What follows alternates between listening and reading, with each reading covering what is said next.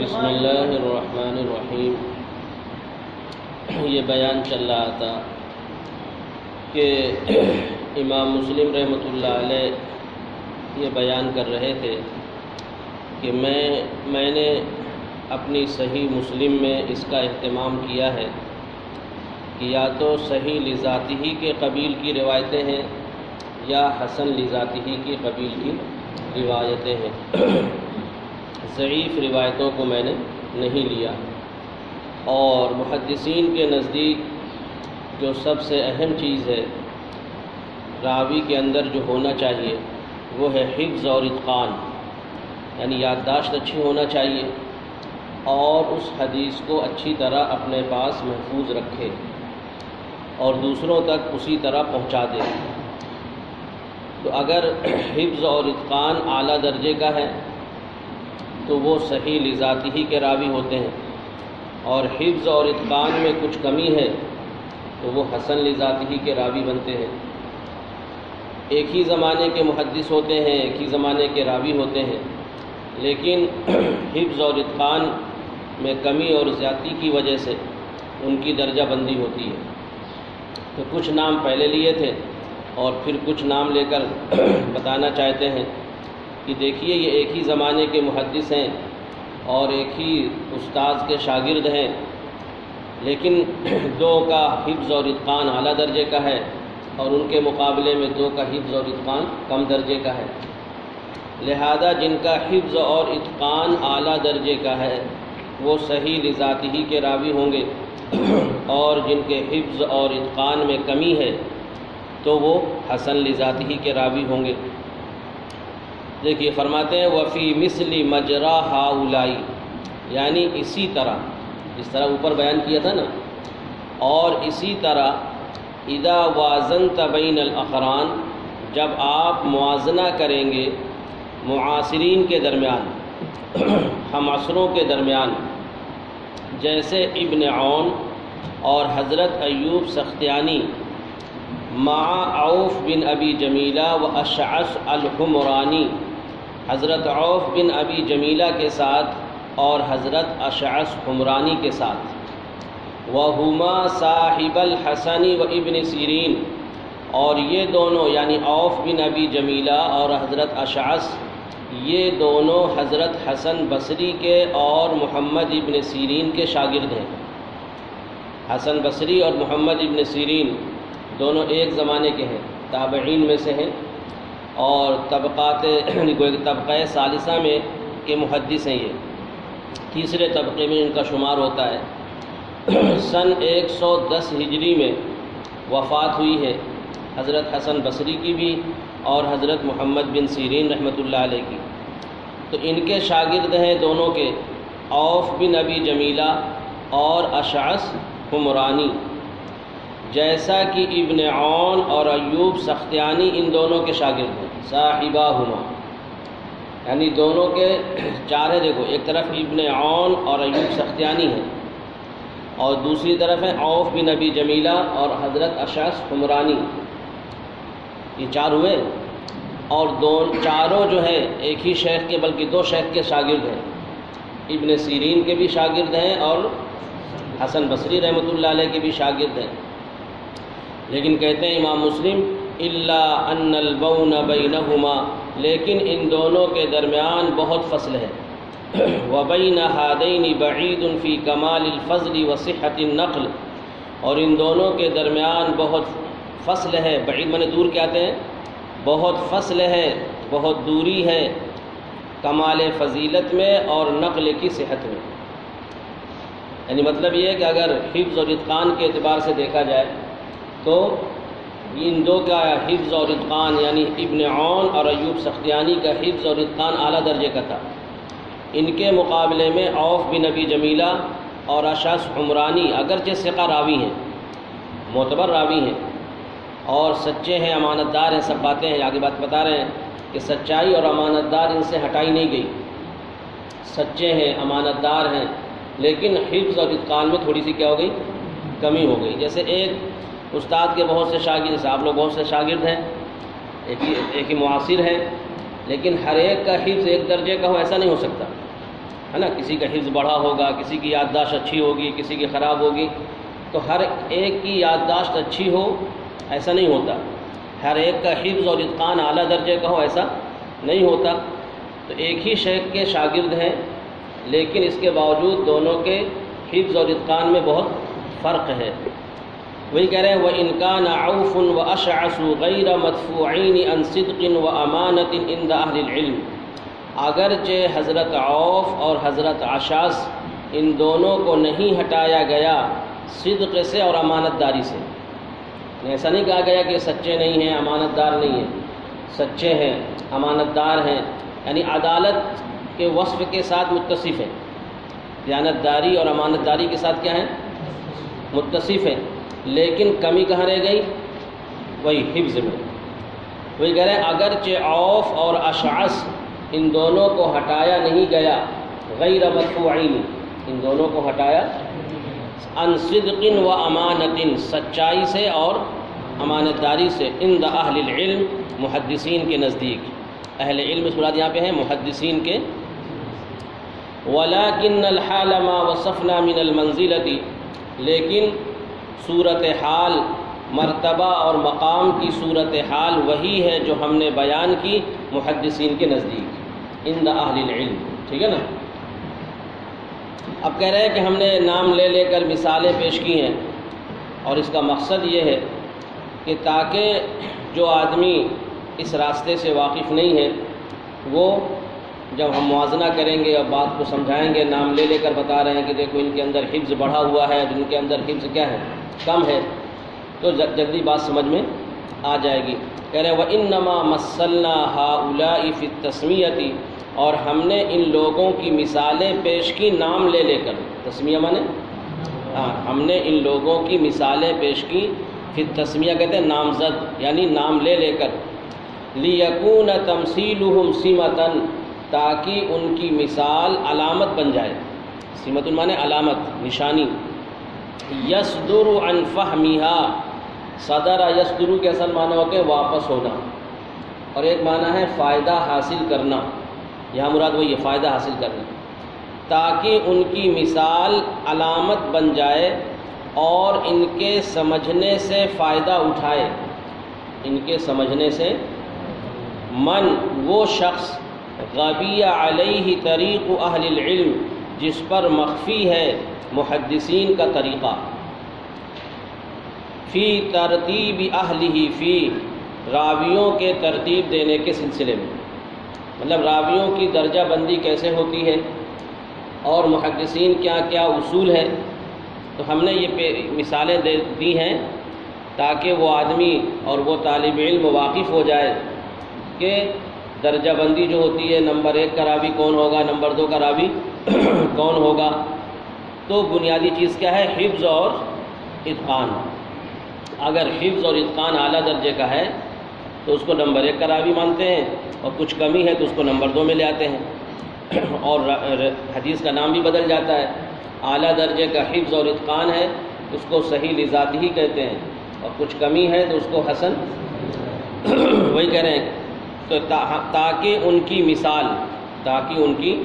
سمتن علامت بن جائے، یصدر عن فہمها، ان کے سمجھنے سے فائدہ اٹھائے، من وہ شخص غبیہ اوپر کا خفیہ، علیہ طریق اہل العلم، جس پر پوشیدہ ہو مخفی ہے محدثین کا طریقہ، فی ترتیب اہلہ، فی راویوں کے ترتیب دینے کے سلسلے میں۔ جب آدمی کو واقفیت ہو جائے گی یہ راویوں کی درجہ بندی کیسے ہوتی ہے، تو جس کا جو مقام ہے اس کو اسی پہ رکھے گا، اگر طریقہ نہ معلوم ہو، اصول نہ معلوم ہو،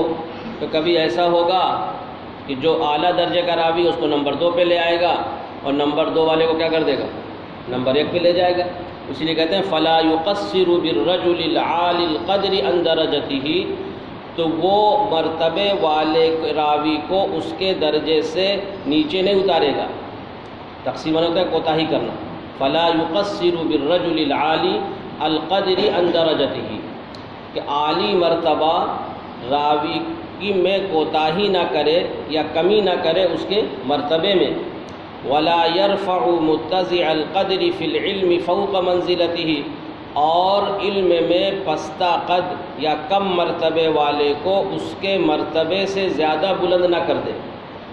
سمجھے نا؟ علم میں کم مرتبے والے کو اس کے مرتبے سے اوپر نہ کر دے. جب اس کو معلوم ہوگا اصول تو پھر جس کا جو مقام ہے اسی مقام پہ رکھے گا، اور اگر معلوم نہ ہوگا تو پھر یہی ہوگا کہ جس کا مقام کم تھا اس کو نمبر 2 پہ آنا چاہیے تھا تو اس کو نمبر 1 پہ رکھ دے گا، اور نمبر 1 والے کو نمبر 2 پہ لے آئے گا. فرمایا کہ اس کا فائدہ یہ ہوگا کہ وَيُعْطِي كُلَّ ذِي حَقٍّ فِيهِ حَقَّهُ، کہ وہ ہر حق والے کو اس کا حق دے. جس کا جو حق ہے، جس کا جو مقام ہے وہ مقام دے. وَيُنَزِّلُ مَنزِلَتَهُ، اور اس کے مرتبے میں اتارے. اور پھر حدیث بیان کر رہے ہیں امام مسلم کہ اللہ کے رسول نے بھی فرمایا ہے انزل الناس منازلہم، کہ لوگوں کے ساتھ ان کے مرتبہ اور حیثیت کے مطابق معاملہ کرنا چاہیے. سمجھے نا؟ اب یہ روایت کس سے منقول ہے؟ تو فرماتے ہیں وقد ذکر عن عائشہ رضی اللہ عنہا، حضرت عائشہ رضی اللہ عنہا سے منقول ہے، انہوں نے فرمایا امرنا رسول اللہ صلی اللہ علیہ وسلم، ہم لوگوں کو حکم دیا تھا اللہ کے رسول صلی اللہ علیہ وسلم نے ان ننزل الناس منازلہم، کہ ہم لوگوں کے ساتھ ان کے مرتبہ اور حیثیت کے مطابق معاملہ کریں. حدیث ہے نا انزل الناس منازلہم. کہہ رہے ہیں مع ما نطق به القرآن، اس کے ساتھ ساتھ قرآن بھی شاہد ہے. یعنی مطلب یہ کہ حدیث میں تو ہے ہی ہے، قرآن سے بھی اشارہ ملتا ہے کہ ہر ایک کو اس کا مقام اور مرتبہ دینا چاہیے. جیسے اللہ تبارک و تعالیٰ کا فرمان ہے وَفَوْقَ كُلِّ ذِي عِلْمٍ عَلِيمٍ، کہ ہر جاننے والے کے اوپر ایک جاننے والا ہے. یعنی گویا کہ علم میں تفاوت ہوتا ہے، کوئی اعلیٰ درجے کا ہوتا ہے، کوئی کم درجے کا ہوتا ہے، تو ہر ایک کو ایک حیثیت میں نہیں رکھ سکتے. جس کی جو حیثیت ہوگی، جس کا جو مقام ہوگا وہ مقام دینا چاہیے. اسی لیے امام مسلم کہتے ہیں کہ ہم نے نام لے لے کر راویوں کو نام لے لے کر بتایا کہ دیکھو یہ نمبر 1 پہ آئیں گے، یہ نمبر 2 پہ آئیں گے، تاکہ بات اچھی طرح سمجھ میں آ جائے. اب فرماتے ہیں فعلی نحو ما ذکرنا من الوجوہ، تو انہی شرطوں کے مطابق جو ہم نے بیان کی ہیں، وجوہ مانے یہاں پہ شرائط ہے، تو انہی شرطوں کے مطابق جو ہم نے بیان کی ہیں. کیا شرطیں بیان کی ہیں؟ کہ صحیح لذاتی ہی کے راوی جو ہوں گے ان کی روایتوں کو نمبر 1 پہ لائیں گے، اور حسن لذاتی ہی کے جو روایتیں ہوں گی ان کو ہم نمبر 2 پہ لائیں گے. یہ بتایا تھا نا. تو انہی شرطوں کے مطابق جو ہم نے بیان کی ہیں نؤلف ما سألت، ہم جمع کریں گے اس چیز کو جس کی تم نے درخواست کی ہے. یعنی کیا درخواست کی؟ ماں کا بیان ہے، یعنی وہ حدیثیں جو اللہ کے رسول صلی اللہ علیہ وسلم سے منقول ہیں. یہ جو درخواست کی تھی نا ان کے شاگرد نے کہ ایک صحیح حدیثوں کا مجموعہ تیار ہو جائے، تو کہہ رہے ہیں ہم انہی شرائط کا لحاظ کرتے ہوئے تمہاری درخواست کی تکمیل کریں گے. اب وہ روایتیں کیسے منقول ہونا چاہیے؟ کہتے ہیں فَأَمَّا مَا كَانَ مِنْهَا عَنْ قَوْمٍ هُمْ عِنْدَ أَهْلِ الْحَدِيثِ مُتَّهَمُونَ، بہرحال وہ حدیثیں جو ایسے لوگوں سے منقول ہوں جو محدثین کے نزدیک متہم ہیں یا اکثر محدثین کے نزدیک متہم ہیں، عند الاکثر منہم، یعنی اگر راوی ایسا ہے کہ محدثین نے اس پر کلام کیا ہے یا اکثر محدثین اس پر کیا کرتے ہیں؟ کلام کرتے ہیں، تو متہم ہو گئے نا. تو امام مسلم فرماتے ہیں فَلَسْنَا نَتَشَاغَلُ بِتَخْرِيجِ حَدِيثِهِمْ، تو ہم ان کی حدیث لینے میں مشغول نہیں ہوں گے. ہم ان کی حدیث لینے میں مشغول نہیں ہوں گے. مطلب یہ ہے کہ ایسے متہم راویوں کی روایت کو ہم مسلم میں نہیں لائیں گے. اب کچھ راویوں کے نام لیے ہیں، ویسے تو بہت سے ضعیف راوی ہیں لیکن خاص طور سے یہ جو ہے ضعیف تھے، جیسے عبداللہ بن مسور ابی جعفر المدائنی، عمر بن خالد، عبد القدوس الشامی. ان کی روایتیں آگے آئیں گی، انہوں نے کس طرح روایتیں نقل کی ہیں. محمد بن سعید المسلوب، سمجھے نا، اور غیاث بن ابراہیم، اور سلیمان بن عمر ابی داود النخعی و اشباہہم، اور ان جیسے اور راوی، اور ان جیسے ممن اتہم بوضع الاحادیث و تولید الاخبار، ان میں سے جو متہم ہیں حدیث کو وضع کرنے میں اور حدیث کے بنانے میں، تولید معنی پیدا کرنا، وہ اپنے مقصد کے لیے، اپنے مفاد کے لیے حدیثیں گڑھ لیا کرتے تھے، اور جو گمراہ فرقے سے تعلق رکھتے تھے تو اپنے فرقے کی ترویج کے لیے اور اشاعت کے لیے وہ جو ہے اسی سے ملتی جلتی حدیثیں کیا کرتے تھے، گڑھ لیتے تھے۔ تو اس لیے جو راوی اس طرح کا ہو کہ جو حدیث کے گڑھنے میں، حدیث کے بنانے میں کیا ہو، متہم ہو، تو امام مسلم فرماتے ہیں کہ ہم ایسے راویوں کی روایتوں کو نہیں لیں گے۔ وَكَذَلِكَ مَنِ الْغَالِبُ عَلَى حَدِيثِهِ الْمُنْكَرُ أَوِ الْغَلَطُ، اسی طرح وہ راوی کہ جس کی حدیث پر منکر یا غلطیاں زیادہ ہوں، ایک تو یہ کبھی کبھی ہو جائے، لیکن عام طور سے وہ جو ہے غلطی کرتا ہے، کچھ کا کچھ بیان کرتا ہے۔ اور منکر کہتے ہیں ایسے راوی کو کہ جو ثقہ راویوں کی مخالفت کرے، اس کی حدیثیں عام طور سے ثقہ راویوں کی کیا ہوتی ہیں، خلاف ہوتی ہیں، تو امام مسلم کہتے ہیں کہ ہم ایسے راویوں کی روایتوں کو بھی نہیں لیں گے۔ اسی طرح وہ راوی کہ جس کی حدیث پر منکر غالب ہو یا غلطیاں زیادہ ہوں، امسکنا ایضا عن حدیثہم، تو ہم ان کی حدیث لینے سے بھی رکیں گے، ہم ان کی حدیث لینے سے بھی۔ اب کہتے ہیں منکر کی علامت کیا ہے، کیسے پہچانیں گے کہ راوی منکر ہے، یا راوی کو بھی منکر کہتے ہیں اور روایت کو بھی کیا کہتے ہیں، کہتے ہیں وعلامۃ المنکر فی حدیث المحدث، کسی محدث کی حدیث میں منکر کی علامت یہ ہے، کسی محدث کے حدیث میں منکر کی علامت یہ ہے کہ اذا ما عرضت روایتہ للحدیث علی روایت غیرہ، کہ جب اس کی روایت کو پیش کیا جائے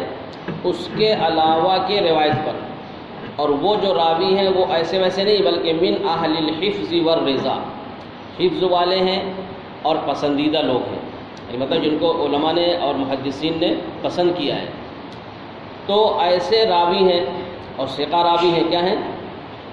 تو جب اس کی روایت پیش کی گئی اس کے علاوہ دوسرے راویوں کی روایت پر جو اہل حفظ میں سے ہیں اور اہل رضا میں سے ہے نا، یعنی اہل رضا مانے پسندیدہ لوگوں میں سے، تو خالفت روایتہ روایتہم، تو اس کی روایت ان کی روایت کے مخالف ہوتی ہے۔ عام طور سے ثقہ راویوں کے روایت کیا کرتا ہے، مخالف نقل کرتا ہے، تو اس کی روایت ان کی روایت کے کیا ہوگی، مخالف ہوتی ہے، او لم تکد توافقها، یا بہت کم موافق ہوتی ہے، لم تکد مانے بہت کم جو ہے ان کے موافق ہوتی ہے۔ عام طور سے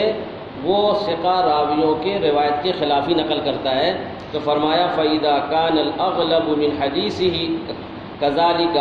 جب اس کی روایتوں میں اس طرح اغلب ہو جائے، یعنی ایک دو جگہ ہو تو مسئلہ نہیں ہے، انسان ہے، انسان سے چوک ہو جاتی ہے، غلطی ہوتی ہے، بھول جاتا ہے، تو ایک دو جگہ ہو تو یہ اس سے منکر نہیں ہوتا راوی، لیکن اغلب یعنی اکثر و بیشتر ایسا ہے کہ وہ اپنے، جیسے مثال کے طور پہ ایک شیخ کے 10 شاگرد ہیں تو 9 کچھ نقل کر رہے ہیں اور یا ایک کچھ نقل کر رہا ہے، وہ کہتا ہے شیخ نے اس طرح بیان کیا تھا، اور 9 راوی جو ہے اس کو، تب کس کی بات مانی جائے گی، جو 9 ہیں، اور 9 ایسے ویسے نہیں بلکہ وہ ثقہ ہیں، معتبر ہیں، تو یہ کہا جائے گا کہ اپنی روایت میں متفرد ہے، لہذا اس کی روایت کو قبول نہیں کیا جائے گا، اور یہ علامت ہوتی ہے کہ اس کا حفظ اب اچھا نہیں رہا، یعنی بھول چوک ہونے لگی، کیا ہونے لگی، تو وہی فرماتے ہیں کہ جب اغلب ہو، اغلب مانے غالب، اکثر، جب اس کی حدیثوں میں اس طرح اکثر ہو تو کان محجور الحدیث، تو اس کی حدیث کو چھوڑ دیا جاتا ہے، متروک الحدیث ہو جاتا ہے وہ راوی، اب اس کی حدیث کو قبول نہیں کیا جائے گا، محجور الحدیث، غیر مقبولہ ولا مستعملہ، نہ تو اس کو قبول کیا جائے گا اور نہ اس سے استدلال کیا جائے گا، مستعمل مطلب ہے استدلال، اس کو عمل میں نہیں لایا جائے گا، مطلب اس سے مسائل کا استدلال یا استنباط وغیرہ نہیں کیا جائے گا۔ اب کچھ نام لے رہے ہیں کہ اس طرح کے جو راوی تھے جو اپنے معاصر علماء کی جو ہے مخالف نقل کرتے تھے، ثقہ راویوں کے خلاف نقل کرتے تھے، تو کون کون ہیں، کہہ رہے ہیں فَمِنْ هَذَا الضَّرْبِ مِنَ الْمُحَدِّثِينَ، تو اس قسم کے محدثین میں سے عبداللہ بن محرر ہے، اسے محرر لکھا ہوا ہے، صحیح ہے محرر، محمد کے وزن پہ، عبداللہ بن محرر، یحییٰ بن ابی انیسہ، جراح بن منہال، ابو العطوف کنیت، عباد بن کثیر، حسین بن عبداللہ بن زمیرہ، عمر بن صہبان، ومن نہا نحوہم، اور وہ لوگ جو ان کے نقش قدم پر چلے ہیں منکر حدیثوں کے نقل کرنے میں۔ بہت سے راوی ہیں، تو ایک مثال کے طور پہ انہوں نے کچھ نام بیان کر دیے کہ یہ جو ہے ایسے راوی ہیں کہ جو ثقہ راویوں کے خلاف کیا کرتے ہیں، نقل کرتے ہیں۔ تو گویا کہ امام مسلم رحمۃ اللہ علیہ یہ فرمانا چاہتے ہیں کہ نہ تو میں نے ایسے راویوں کی روایت کو لیا ہے جو وضع احادیث میں متہم ہیں، اور نہ میں ایسے راویوں کی روایت کو لوں گا کہ جو ثقہ راویوں کی مخالفت کرتے ہیں۔ ٹھیک ہے نا؟ فرماتے ہیں ومن نہا نحوہم، اور وہ لوگ جو ان کے نقش قدم پر چلے ہیں منکر حدیثوں کے نقل کرنے میں، فلسنا نعرج علی حدیثہم، تو ہم ان کی حدیث پر اعتماد نہیں کریں گے، ولا نتشاغل بہ، اور ہم اس میں مشغول نہیں ہوں گے۔ کیوں کریں؟ لأن حکم اہل العلم والذی یعرف من مذہبہم فی قبول ما یتفرد بہ المحدث من الحدیث، اس لیے کہ محدثین کا فیصلہ، اہل علم سے مراد کیا ہے؟ محدثین، اس لیے کہ محدثین کا فیصلہ اور وہ چیز جو ان کے مذہب میں معروف ہے، یعنی وہ کہیں گے ان کا جو مذہب مشہور ہے محدثین کا، اس چیز کے قبول کرنے میں جس میں کوئی محدث متفرد ہو، وہ یہ ہے کہ وہ ثقہ راویوں کے شریک رہا ہو، ایسے ثقہ راوی جو اہل علم اور اہل حفظ میں سے ہیں، بعض ان روایتوں میں جن کو انہوں نے نقل کیا ہے، وَأَمْعَنَ فِي ذَلِكَ، اور اس نے کوشش کی ہو ان کی موافقت کرنے میں۔ اصل میں کہنا چاہتے ہیں کہ آپ نے یہ کہا کہ منکر کی تعریف یہ کی کہ منکر ایسے راوی کی روایت کو کہتے ہیں کہ جو ثقہ راویوں کی مخالفت کرے، ان کے خلاف نقل کرے۔ تو محدثین کا ایک اصول ہے کہ ثقہ کی زیادتی معتبر ہوتی ہے۔ کوئی ثقہ راوی اگر کوئی زیادتی نقل کرے اور دوسرے ساتھی اس کی زیادتی نقل نہیں کرتے تو ثقہ کی زیادتی کیا ہوتی ہے؟ معتبر ہوتی ہے، یہ اصول ہے۔ تو اب اشکال یہ ہوا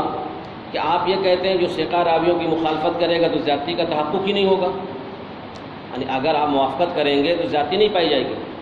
مخالفت کی صورت ہی میں تو زیادتی ہوگی، جب وہ ثقہ راویوں کی مخالفت کرے گا تبھی زیادتی کا تحقق ہوگا، اور آپ کہہ رہے ہیں کہ اس کی روایت کو لیں گے نہیں، تو پھر یہ اصول کا کیا مطلب ہے کہ ثقہ کی زیادتی معتبر ہوتی ہے؟ تو کہنا یہ چاہتے ہیں کہ اصل میں ثقہ کی زیادتی معتبر اس وقت ہوتی ہے، ہر وقت نہیں ہوتی، بلکہ اس وقت ہوتی ہے جب کہ یہ راوی جو الگ سے کوئی چیز بیان کر رہا ہے وہ اپنے دوسرے درسی ساتھیوں کے ساتھ شریک رہا ہو صحیح روایتوں کے بیان کرنے میں، یعنی عام طور سے وہ اپنے درسی ساتھیوں کے موافق ہی روایتیں بیان کرتا ہے۔ مثالیں دے رہے ہیں، جیسے مثال کے طور پہ امام زہری کے بہت سے شاگرد ہیں، بڑے درجے کے محدث ہیں، اب ان کے بہت سے شاگرد ہیں، اب ان کے ساتھ کوئی شریک ہے درس میں، تو اکثر روایتوں میں تو وہ موافقت کرتا ہے، سمجھ گئے نا؟ ایک دو روایتیں ایسی ہیں جس میں وہ کچھ ایسی بات بیان کرتا ہے جو دوسرے ساتھی بیان نہیں کرتے، تو ایسی صورت میں اس کی زیادتی کو قبول کر لیا جائے گا۔ یہ سوچا جائے گا کہ ہو سکتا ہے کہ اس دن یہ لوگ نہ رہے ہوں، ایسا ہوتا ہے کبھی ایک آدمی طالب علم اس دن غیر حاضر ہے اور اس دن شیخ نے یہ بات بتائی ہو یا روایت نقل کی ہو، سمجھاتے ہیں نا؟ لیکن اگر کوئی ایسا راوی ہے جو دوسرے اپنے درسی ساتھیوں کے ساتھ شریک بھی نہیں ہے اور وہ اس شیخ کی جو روایتیں ہیں وہ ایسی بھی نہیں غیر معروف ہوں بلکہ معروف ہیں، محدثین جانتے ہیں کہ ان کی حدیثیں کیسی ہوتی ہیں اور ان کے کون کون سے شاگرد ہیں، بڑے درجے کے محدث ہیں تو بڑے درجے بہت سے شاگرد بھی ہوتے ہیں۔ اب ایسی صورت میں اگر کوئی ایک آدمی کوئی ایسی حدیث بیان کرتا ہے کہ جو امام زہری کو اپنا استاد بناتا ہے، کہتا ہے کہ میرے شیخ کون ہے؟ امام زہری ہیں، اور امام زہری کے جو اور دوسرے شاگرد ہیں وہ اس زیادتی کو بیان نہیں کرتے، تو ایسی صورت میں اس کی زیادتی قبول نہیں کی جائے گی۔ ایسا نہیں ہو سکتا کہ تمہیں نے صرف سنا ہو اور باقی لوگوں نے سنا نہ ہو، اس لیے کہ ایک دو شاگرد تھوڑا ہوتے تھے، ان کے سینکڑوں ہزاروں شاگرد ہوتے تھے، اس لیے فرماتے ہیں کہ جو یہ اصول ہے کہ ثقہ کی زیادتی معتبر ہے وہ اس صورت میں ہے جب کہ یہ راوی جو زیادتی بیان کرنے والا ہے وہ اپنے دوسرے ثقہ راوی بلکہ یہ درسی ساتھی ہوں گے ان کے، تو درسی ساتھیوں کے ساتھ روایت کرنے میں موافقت کرتا ہوں. سمجھ گئے؟ اس کو بیان کریں. دیکھو جواب ایک طرح سے اشکال کا. تو فرماتے ہیں اس لیے کہ محدثین کا فیصلہ، حکمان فیصلہ، اس لیے کہ محدثین کا فیصلہ اور وہ چیز جو ان کے مذہب میں معروف ہے یعنی مشہور ہے، اس چیز کے قبول کرنے میں جو محدث متفرد ہو، تفرد مانے وہی ہوگا، الگ سے کوئی چیز بیان کر رہا ہے وہ، تو قبول کی جائے گی نا. تو کہہ رہے اس میں جو ان کا فیصلہ ہے محدثین کا وہ یہ ہے کہ ان یکون قد شارک الثقات من اہل العلم والحفظ، کہ وہ شریک رہا ہو، وہ ثقہ راویوں کے جو اہل علم میں سے ہیں اور اہل حفظ میں سے ہیں، فی بعض ما رووا، ان روایتوں میں جن کو انہوں نے کیا کیا ہے، نقل کیا ہے. وہ امانا مانے کوشش کرنا، محنت کرنا، اور اس نے کوشش کی ہو اس سلسلے میں ان کی موافقت کرنے میں. یعنی عام طور سے اس کی روایتیں اس کے درسی ساتھیوں کے مخالف نہیں ہوتی بلکہ کیا ہوتی ہیں، موافق ہوتی ہیں. فَإِذَا وُجِدَ ذَلِكَ، جب یہ چیز پائی جائے گی، ثُمَّ زَادَ بَعْدَ ذَلِكَ شَيْئًا، اور پھر اس نے اس کے بعد کسی چیز کا اضافہ کیا، لَيْسَ عِنْدَ أَصْحَابِهِ، جو اس کے ساتھیوں کے پاس نہیں ہے. ہو گیا نا؟ تو قبیلت زیادتہ، تو اس کی ذاتی کیا کی جائے گی، قبول کی جائے گی. وہ ایک اسی کا جواب دیا ہے کہ ثقہ کی زیادتی معتبر ہوتی ہے، قبول کی جاتی ہے، لیکن اس کی شکل یہ ہے کہ وہ عام طور سے اپنے درسی ساتھیوں کی موافقت کرتا ہو، مخالفت نہ کرتا ہو. سمجھے نا؟ اور جب موافقت کرے تو پھر ایسی صورت میں اس کے بعد کوئی اگر ایسی چیز بیان کرتا ہے جو دوسرے درسی ساتھی بیان نہیں کرتے، تو ایسی صورت میں اس کی زیادتی کیا کی جائے گی، قبول کر لی جائے گی. مثال دے دیکھو، کہہ رہے فَأَمَّا مَن تَرَاهُ، بہرحال وہ راوی جس کو آپ دیکھتے ہیں کہ یعمد لمثل الزہری، کہ وہ قصد کرتا ہے امام زہری جیسے محدث کا، یعنی وہ اپنا شیخ بتاتا ہے کس کو، امام زہری جیسے، کہ میں نے امام زہری کے ساتھ سے پڑھا ہے، ان سے حدیثیں سنی ہیں. فی جلالتہ، جلالت شان میں، اور وکثرت اصحابہ الحفاظ المتقنین لحدیثہ، اور شاگردوں کی کثرت میں، ایسے شاگرد جو حفاظ ہیں اور حدیث کو اچھی طرح مضبوط اور جو ہے رکھنے والے ہیں. وہ حدیث غیرہ، ان کی حدیث کو بھی اور غیر کی حدیث کو بھی. یعنی امام زہری کے جو شاگرد ہیں وہ ایسے ویسے نہیں ہیں بلکہ حفاظ میں سے ہیں، یعنی ان کا حفظ اچھا ہے، تو وہ امام زہری کی روایتوں کو بھی اچھی طرح رکھتے ہیں پختگی کے ساتھ، اور دوسرے شیخ کی روایتوں کو بھی پختگی کے ساتھ رکھنے والے ہیں. او لمثل حدیث ہشام بن عروہ، یا ہشام بن عروہ جیسے محدث کا کیا کرتا ہے، وہ قصد کرتا ہے. یہ معروف محدث ہیں، بڑے درجے کے محدث ہیں، اور ان کے ایک دو شاگرد نہیں تھے بلکہ ہزاروں کیا تھے، شاگرد تھے. فرماتے ہیں وحدیثہما عند اہل العلم مبسوط مشترک، اور ان دونوں کی حدیثیں محدثین کے نزدیک مفصلاً موجود، تفصیل کے ساتھ موجود ہیں اور مشترک ہیں. قد نقل اصحابہما عنہما حدیثہما علی الاتفاق منہم فی اکثرہ، کہ ان کے دونوں شاگردوں نے ان دونوں سے ان کی حدیثیں نقل کی ہیں بالاتفاق، اکثر روایتوں میں. یعنی مطلب یہ ہے عام طور سے جو امام زہری کے شاگرد ہیں وہی ہشام بن عروہ کی بھی کیا ہیں، شاگرد ہیں. تو ہشام بن عروہ اور امام زہری کے شاگردوں نے جو روایتیں نقل کی ہیں وہ عام طور سے ایک دوسرے کیا ہیں، اتفاق کرتے ہیں اور اختلاف نہیں کرتے، اور ان کی حدیثیں محدثین کے نزدیک تفصیل کے ساتھ کیا ہیں، پائی جاتی ہیں. اب ایک تو گویا کہ سینکڑوں اور ہزاروں شاگرد ہیں، وہ ایک حدیث بیان کرتے ہیں کہ ہم نے امام زہری سے اس طرح سنا ہے، اور ایک کوئی راوی ہے جو یہ کہتا ہے کہ میں نے امام زہری سے اس طرح سنا ہے، وہ کسی چیز کا اضافہ کر دیتا ہے. اب یہ راوی ایسا ہے کہ جو اپنے درسی ساتھیوں کے ساتھ درس میں شریک بھی نہیں ہے، یعنی غیر معروف ہے وہ، تو پھر ایسی صورت میں اس کی ذاتی قبول نہیں ہوگی، چونکہ وہ اپنے درسی ساتھیوں کے ساتھ شریک نہیں ہے. اگر وہ اپنے درسی ساتھیوں کے ساتھ شریک رہتا موافقت میں، یعنی اکثر روایتیں اس کی موافق ہوتی، اور پھر بعد میں کوئی ذاتی بیان کرتا تو اس کی ذاتی کیا ہو جاتی، یہ جو محدثین کا اصول ہے نا کہ ثقہ کی زیادتی معتبر ہوتی ہے، وہ ہر حال میں نہیں ہے، اس صورت میں ہے جبکہ وہ عام طور سے اپنے شیخ کے جو شاگرد ہیں، جو اس کے درسی ساتھی ہوں گے، جیسے آپ لوگ ساتھی ہیں سب ایک دوسرے کے، تو درسی ساتھیوں کے ساتھ موافقت کرتا ہوں، کیا کرتا ہوں؟ ہاں، اور پھر بعد میں کوئی ایک روایت ایسی بیان کرتا ہے جس میں اس کی کچھ زیادتی ہے تو وہ زیادتی قبول کی جائے گی۔ لیکن اگر وہ اپنے درسی ساتھیوں کے ساتھ موافقت بھی نہیں کرتا اور وہ ایسی روایتیں نقل بھی نہیں کرتا، اور پھر وہ کہتا ہے کہ میرے شیخ امام زہری جیسے ہیں، بڑے درجے کے محدث کا نام لیتا ہے، اور میں نے امام زہری سے اس طرح کی روایت سنی ہے، تو اس کی زیادتی قبول نہیں کی جائے گی۔ اسی کو بیان کر رہے ہیں، دیکھو فرماتے ہیں قد نقل اصحابہما، کہ ان کے شاگردوں نے، دونوں کے، کس کے؟ امام زہری اور ہشام بن عروہ کے شاگردوں نے نقل کیا ہے ان دونوں سے، ان دونوں کی حدیثوں کو علی الاتفاق منہم فی اکثرہ، اکثر میں اتفاق کے ساتھ،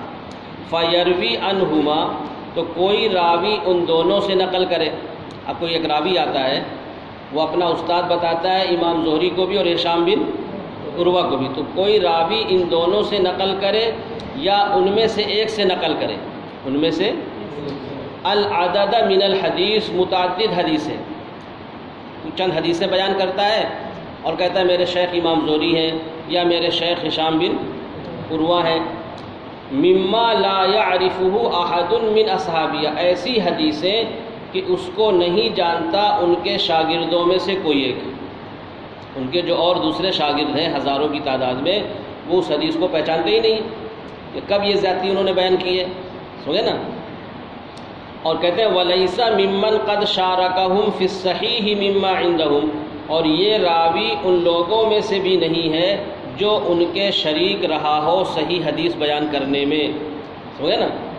یعنی یہ درسی ساتھیوں کے ساتھ شریک بھی نہیں ہے، غیر معروف ہے، اور پھر کہہ رہا ہے کہ میں نے امام زہری سے اس طرح سنا ہے یا ہشام بن عروہ سے، تو فرمایا فغیر جائز قبول